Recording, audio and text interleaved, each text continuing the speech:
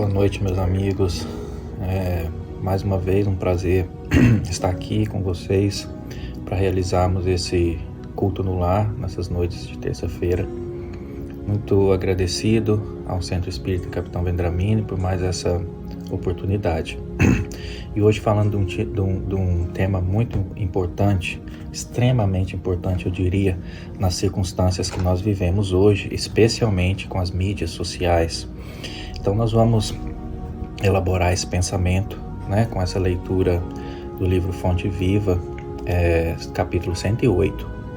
Mas antes, eu gostaria de convidar vocês a fechar os olhos e elevar o nosso pensamento a Deus, acalmando nossos corações, agradecendo pela oportunidade de estarmos realizando esse culto, por estarmos já preocupados com a nossa melhora íntima, agradecendo pelo Espiritismo, pelos benfeitores espirituais que nos auxiliam a todo momento, que possamos sempre caminhar com Jesus em direção à porta estreita, encontrando a cada dia um pedacinho do reino de Deus que está dentro de nós. Pedimos sua proteção a toda a humanidade, a todo o nosso planeta, aos encarnados e desencarnados, e que a leitura de hoje seja de ótimo auxílio aos nossos corações e às nossas vidas. Sê conosco, Senhor, hoje e sempre, que assim seja, graças a Deus. Então, meus amigos, vamos ler aqui o capítulo 108 do livro Fonte Viva, Um pouco de Fermento. Então, Emmanuel comenta a primeira epístola aos Coríntios, de Paulo, capítulo 5, versículo 6. Não sabeis que um pouco de fermento leveda a massa toda? Então, Emmanuel começa. Ninguém vive só. Nossa alma é sempre núcleo de influência para os demais. Nossos atos possuem linguagem positiva. Nossas palavras atuam à distância. Achamos-nos magneticamente associados uns aos outros. Ações e reações caracterizam-nos a marcha. É preciso saber, portanto, que espécie de forças projetamos naqueles que nos cercam.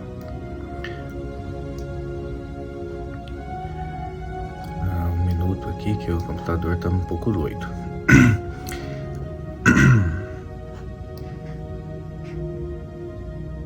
Deixa eu voltar aqui.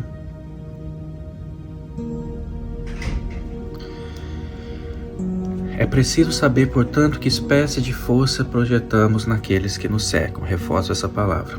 Nossa conduta é de um livro aberto. Quantos de nossos gestos insignificantes alcançam o próximo, gerando inesperadas resoluções? Quantas frases aparentemente inexpressivas, arrojadas de nossa boca, estabelecem grandes acontecimentos? Cada dia emitimos sugestões para o bem ou para o mal. Dirigentes arrastam dirigidos, servos inspiram administradores. Qual é o caminho que a nossa atitude está indicando? Um pouco de fermento leveda a massa toda. Não dispomos de recursos para analisar a extensão de nossa influência, mas podemos examinar-lhe a qualidade essencial. Acautela-te, pois, com o alimento invisível que forneces a vidas que te rodeiam. Desdobra-se-nos no destino em correntes de fluxo e refluxo. As forças que hoje se exteriorizam de nossa atividade voltarão ao centro da nossa atividade amanhã. Então, uma mensagem muito profunda, muito pertinente nos momentos de hoje, como eu disse, porque Emmanuel vai comentar sobre a influência que cada um de nós temos uns sobre os outros. Nós sabemos que o nosso pensamento é matéria. O próprio Emmanuel diz isso. E como matéria, como uma força eletromagnética, ele se comporta como partícula e como ondas, como a luz, por exemplo. Sendo que é até mais veloz do que a própria luz, como nos dizem os autores espirituais. A questão é que quando nós pensamos, nós projetamos ao nosso redor esse pensamento. Mais do que isso, a gente projeta o pensamento numa velocidade impressionante em direção àquele ou aquilo que estamos pensando. E não só pensar, porque a gente, na verdade, pensar e agir, porque normalmente qualquer coisa que a gente faz após pensar. Se a gente está, por exemplo, numa rede social e vamos comentar a postagem de alguém, de um amigo, a gente pensa antes e a gente executa. Na verdade, antes do pensamento vem o sentimento. Quando a gente lê uma postagem, vamos supor que a gente não gosta dessa postagem, a gente sente o mal-estar. De repente a gente pensa o porquê daquele mal-estar, e aí, se nós não somos controlados o suficiente, nós vamos responder de uma forma talvez até desproporcional àquela postagem.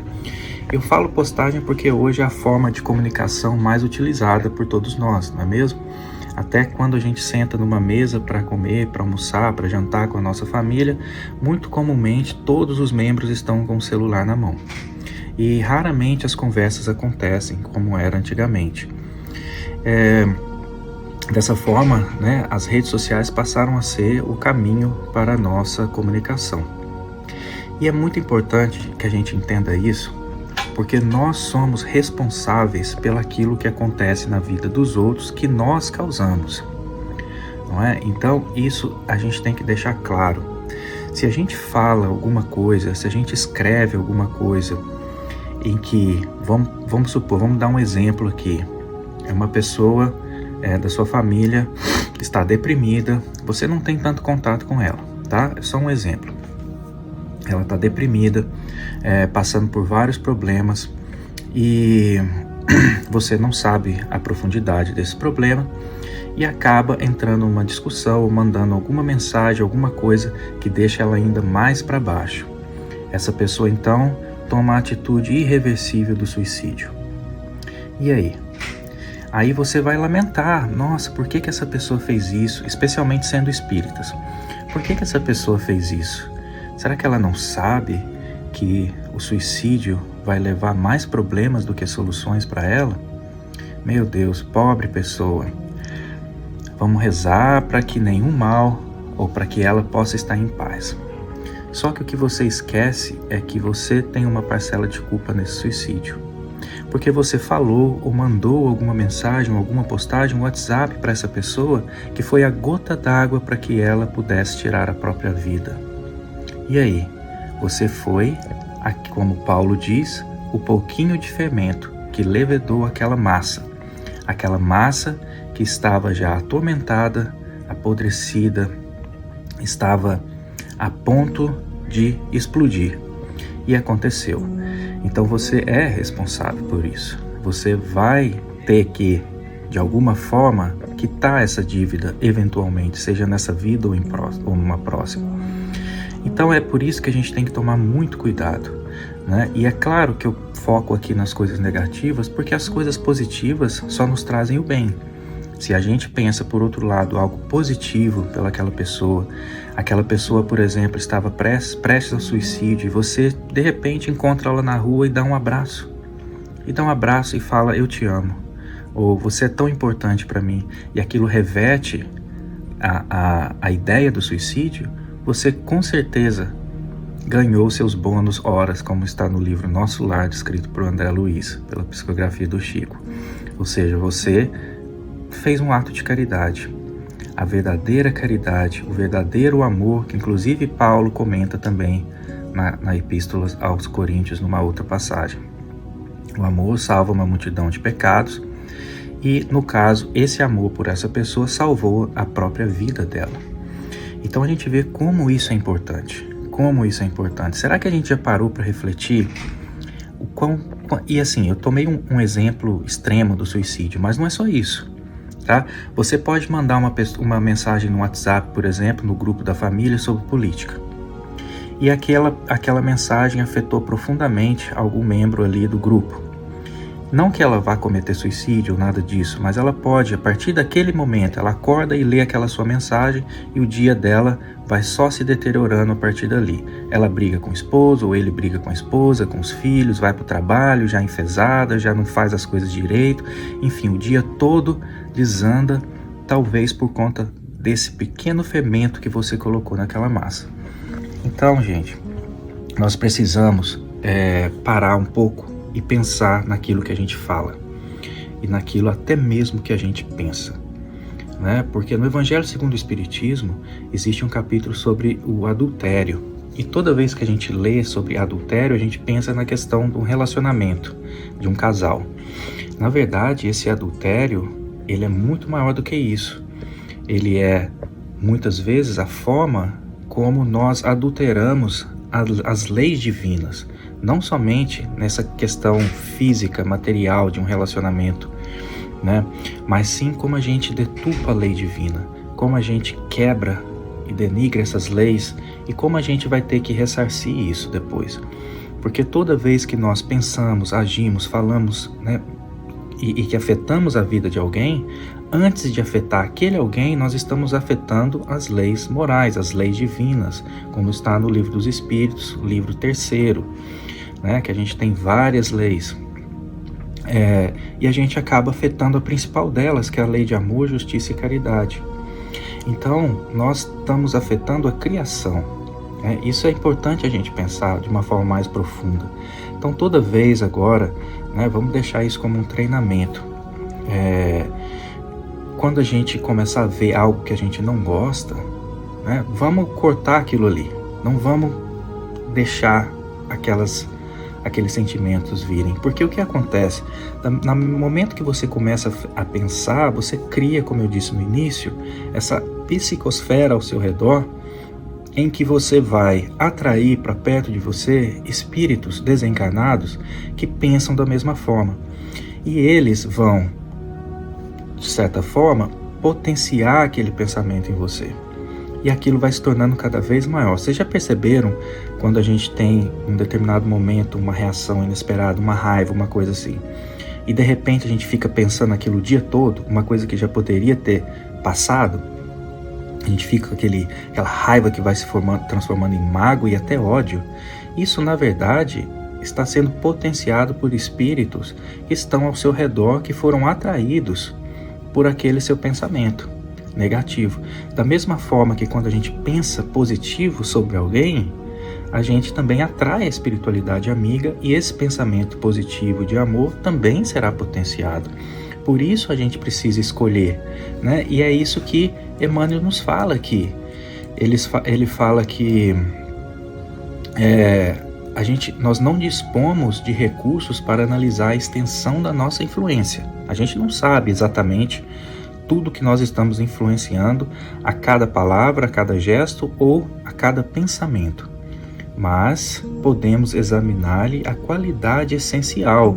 Ou seja, quando a gente pensar, a gente não consegue parar de pensar, e na verdade é isso que nos caracteriza como seres humanos. Nosso pensamento é constante, diferente de seres primitivos, de seres animais, por exemplo, que os pensamentos são fragmentários. Mas quando a gente pensar e perceber que aquilo não está legal, vamos cortar aquele pensamento e vamos trocar por um pensamento melhor. E dessa forma, a gente consegue ajudar muitas pessoas. Por exemplo, pessoas que não são necessariamente ligadas a nós, né? Vamos citar o exemplo do Brasil, né? Na política que está acontecendo, né? Divisões, né? Entre partidos, entre pensamentos que acabaram dividindo famílias, né? E o ódio que as pessoas tomam de um ou de outro político, por exemplo, isso afeta diretamente a saúde e a vida daquela pessoa, daquele político. E você é responsável por isso. Você é responsável por isso. Então, vamos pensar mesmo com aquelas pessoas. Por isso Jesus falava: amai os vossos inimigos. Amai os vossos inimigos. Porque quando você ama, e não quer dizer que você tem que amar como você ama um filho, mas como você ama, você manda vibrações positivas, você manda aquele fermentinho pequenininho que vai talvez aumentar a massa de pensamentos positivos daquele indivíduo. E você aí contribuiu para o bem-estar daquela pessoa e, consequentemente, pelo bem-estar de toda uma sociedade que aquele indivíduo coordena, no caso da política. Então, vamos parar, refletir sobre esses pensamentos e vamos ser fermentos, mas que leveda massas boas. Tudo bem, pessoal? Espero que tenha sido útil e vamos então refletir sobre isso, né? E trocar as nossas atitudes a partir de agora. Vamos ser discípulos, verdadeiros discípulos de Cristo. Não mais aquela turba, aquela multidão que grita oba, oba, oba, que é feliz por conhecer Jesus, mas que não segue seus passos. Vamos seguir os seus passos. E isso começa pela troca do pensamento, pelas modificações íntimas do pensamento.